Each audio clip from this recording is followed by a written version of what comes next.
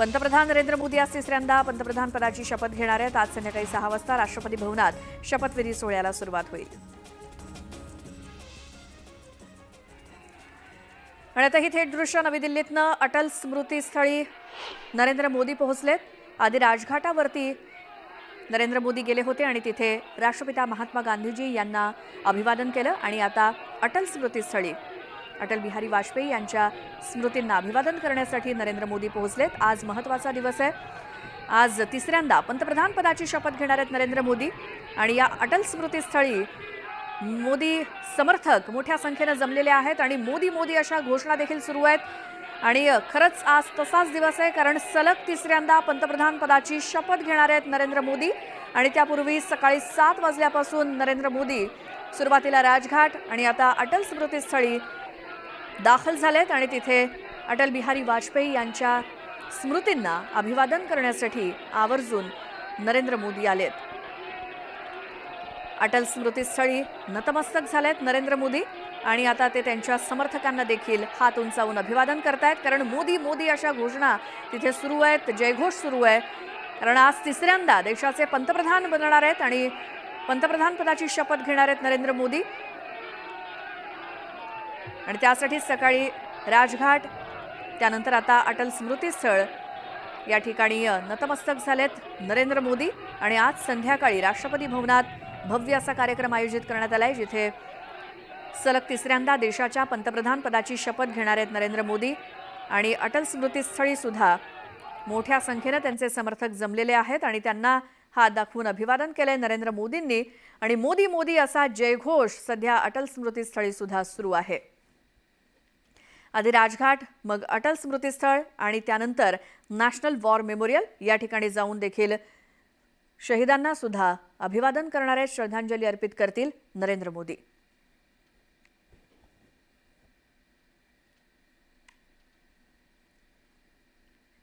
आणि आता पुन्हा पाहूयात बातमी 36 जिल्ह्यांची. एनडीए सरकारमध्ये भाजपचे 18 मंत्री असणार आहेत, तर एनडीएतील घटक पक्षांना देखील तेवढीच म्हणजेच एकूण 18 मंत्रिपदं दिली जाणार आहेत. यात टीडीपी आणि जेडीयूचे प्रत्येकी 2 मंत्री असतील, तर शिवसेना, राष्ट्रवादी, एलजेपी, जेडीएस, हम पार्टी अशा मित्रपक्षांनी प्रत्येकी 1 मंत्रिपद त्यांना मिळणार असल्याची माहिती मिळते.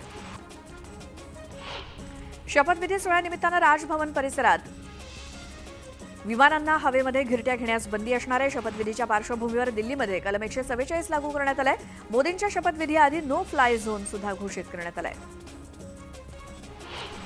तर मोदींच्या शपथविधीचं काँग्रेसला सुद्धा निमंत्रण देण्यात आलंय. काँग्रेसचे राष्ट्रीय अध्यक्ष मल्लिकार्जुन खरगेंना निमंत्रण देण्यात आलं असून खरगे निमंत्रण स्वीकारणार का याकडे देशाचं लक्ष लागलंय.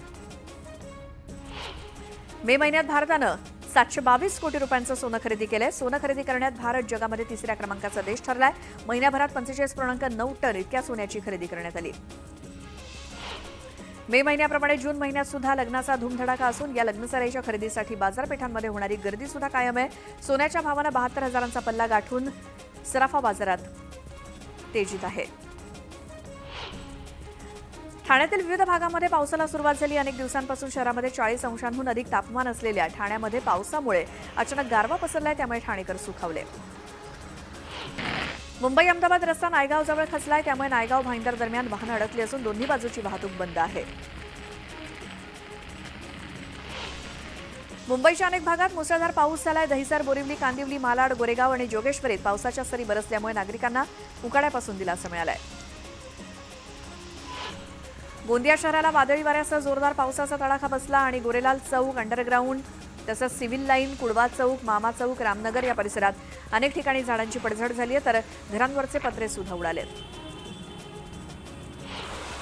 शहापुरात विजांच्या कडकडाटासह मान्सूनचं दमदार आगमन झालंय. सकाळपासून पडलेल्या पावसामुळे बळीराजा सुखावलाय. भात शेतीत सर्वत्र पाणीच पाणी झालं असून शेती मशागतीच्या कामांना आता वेग येणार आहे. छत्रपती संभाजीनगरच्या अनेक भागात मध्यरात्रीपासून बत्ती गुल आहे. विजेच्या लपंडावामुळे नागरिकांनी संताप व्यक्त केला. दिवसभरात उकाडा आणि रात्री होणाऱ्या विजेच्या लपंडावामुळे नागरिक त्रासलेत. देशात लवकरच उपग्रह आधारित इलेक्ट्रॉनिक टोल संकलन प्रणाली लागू होणार आहे. जीएनएसएस आधारित इलेक्ट्रॉनिक टोल संकलनामुळे अधिक कार्यक्षम टोल संकलन होणार आहे. देशातील विमान प्रवाशांच्या वाढत्या संख्येमुळे भारतीय विमान कंपन्या नव्या विमानांच्या खरेदीवरती जोर देत आहेत। येत्या काही वर्षात 1500 नवीन विमानं दाखल होणार आहेत आणि यातील बहुतांश विमानं ही देशांतर्गत उड्डाणं करणार आहेत, त्यामुळे प्रवाशांना मोठा दिलासा मिळणार आहे। पंकजा मुंडेंविरोधात आक्षेपार्ह वक्तव्य केल्याप्रकरणी बीडच्या परळी शहरामध्ये आज बंदची हाक देण्यात आली आहे। सकल ओबीसी समाज आणि वंजारी समाजानं पोलिसांना निवेदन दिलं। निवडणुकीमध्ये जय पराजय होतच असतात, सोशल मीडियावरती वातावरण दूषित करू नये असं आवाहन धनंजय मुंडेंनी केलं। आपला सामाजिक सलोखा सौहार्द जपण्याची जबाबदारी आता प्रत्येक बीड जिल्हावासियांची आहे असं मुंडे म्हणाले। सुरत रेल्वे स्थानकाच्या पुनर्विकासाच्या कामामुळे 6 एक्सप्रेस उधनापर्यंत धावणार आहेत। उधनापासून सुरतला जाण्यासाठी प्रवाशांना 30 रुपये रिक्षा भाड्याचा भुर्दंड सहन करावा लागतोय। सातपुड्याच्या पर्वत रांगेतील मनुदेवी मंदिर परिसरामध्ये दुर्मिळ अजगर आढळले। सर्पमित्रांच्या मदतीने अजगराला नैसर्गिक अधिवासात सोडण्यात आलं। पुण्यामध्ये जोरदार पाऊस झाला। पुणेकरांना मुसळधार पावसाचा फटका बसला असून पहिल्याच पावसात अनेक ठिकाणी पाणी साचल्यानं रस्ते पाण्याखाली गेले। अचानक आलेल्या पावसामुळे नागरिकांची तारांबळ उडाली। दरम्यान रस्ते पाण्याखाली गेल्यामुळे वाहन चालकांची कसरत होतीये। पुणे शहरामध्ये सुरू असलेल्या मुसळधार पावसामुळे अग्निशमन दलाकडे जवळपास 15 ठिकाणी झाडांच्या पडझडीची नोंद झाली। दरम्यान पडझडीच्या घटनांमध्ये वाढ झाली आहे, तर पाषाण आणि सिंहगड रोड येथील इमारतींच्या तळमजल्यावरती पाणी साचल्यानं नागरिकांची तारांबळ उडाली। पुण्यातील पिंपरी चिंचवडच्या गणेशखिंड रोडवरती वादळी वाऱ्यामुळे कारवरती झाड कोसळलं। सुदैवानं यामध्ये कोणतीही जीवितहानी झाली नाही। दरम्यान काही ठिकाणी घरांवरचे पत्रे उडून गेल्यानं गृहोपयोगी साहित्य भिजलंय आणि त्यामुळे नागरिकांचं मोठं नुकसान झालंय। पुण्याच्या वडगाव शहरीमध्ये अनेकांच्या घरात पावसाचं पाणी शिरलंय, त्यामुळे घरगुती साहित्याचं मोठं नुकसान झालं असून नागरिकांना आर्थिक फटका बसलाय। कोल्हापुरातल्या गडहिंग्लज तालुक्यामध्ये ढगफुटी सदृश्य पाऊस झाल्यानं ओढ्यांना पाणी आलंय। मुसळधार पावसामुळे ओढे तुडुंब भरून वाहू लागले। दरम्यान प्रशासनाच्या वतीनं नागरिकांना सतर्कतेचा इशारा देण्यात आलाय। पुणे जिल्ह्यातील बारामती शहरासह ग्रामीण भागामध्ये पावसाला सुरुवात झाली। रस्त्यावर पाणी साचल्यानं वाहनधारकांना पाण्यातून वाट काढत प्रवास करावा लागतोय। घाटमाथ्यावर पुढील 48 तासात मुसळधार पावसाचा इशारा देण्यात आलाय।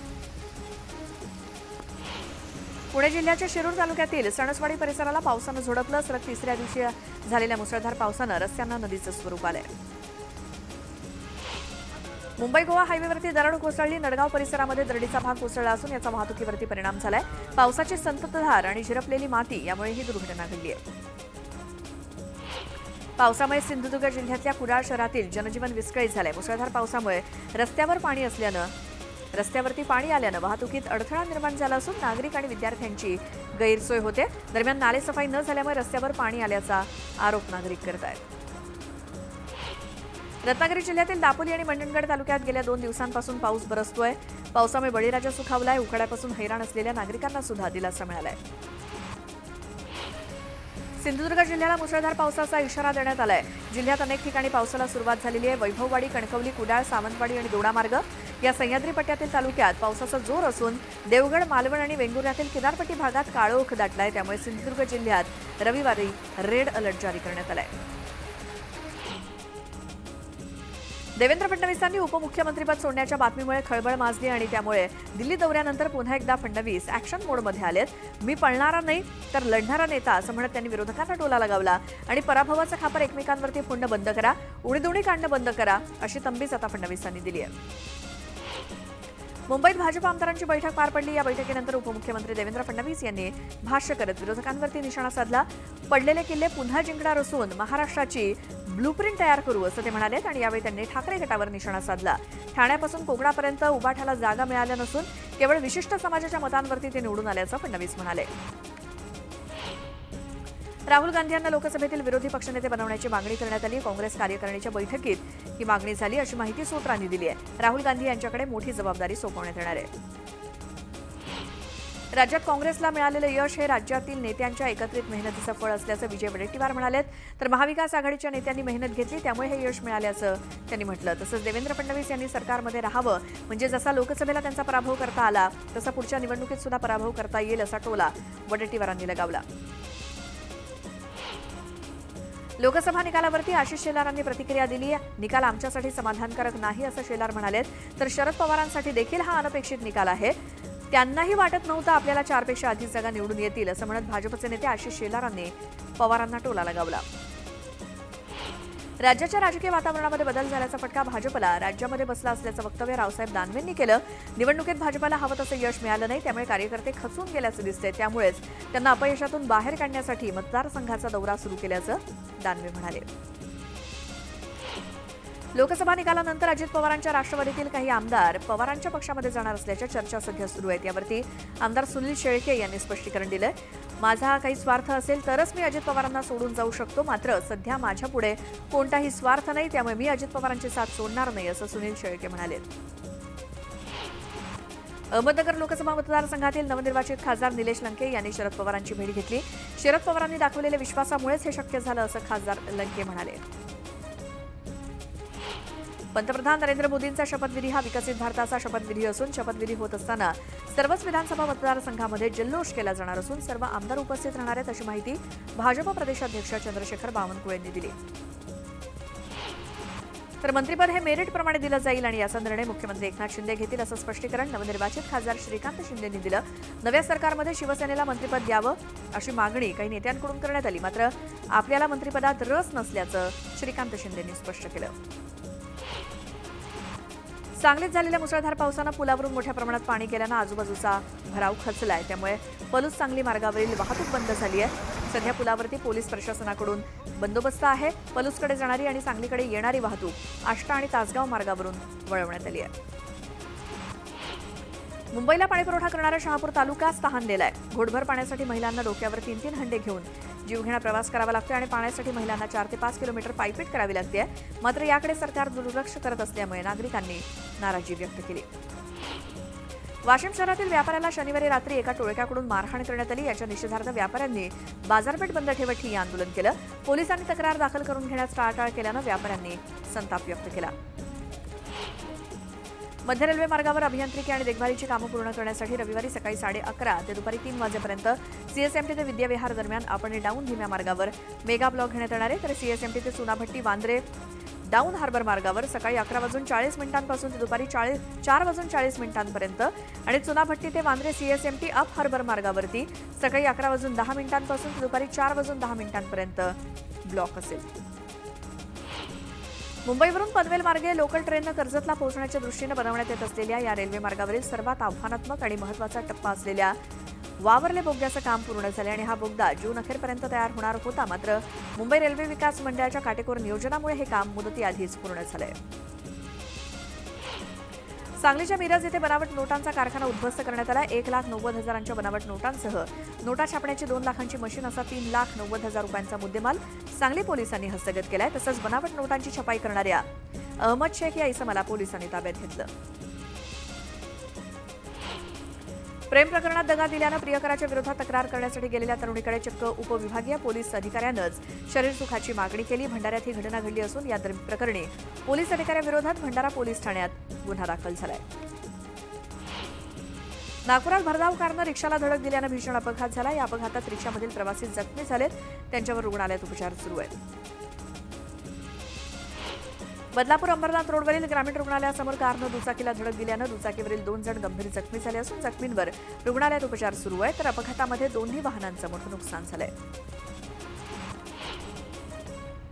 आणि सगळ्या बातम्यांसोबतच इथे वेळ झाली एका छोट्याशा ब्रेकची.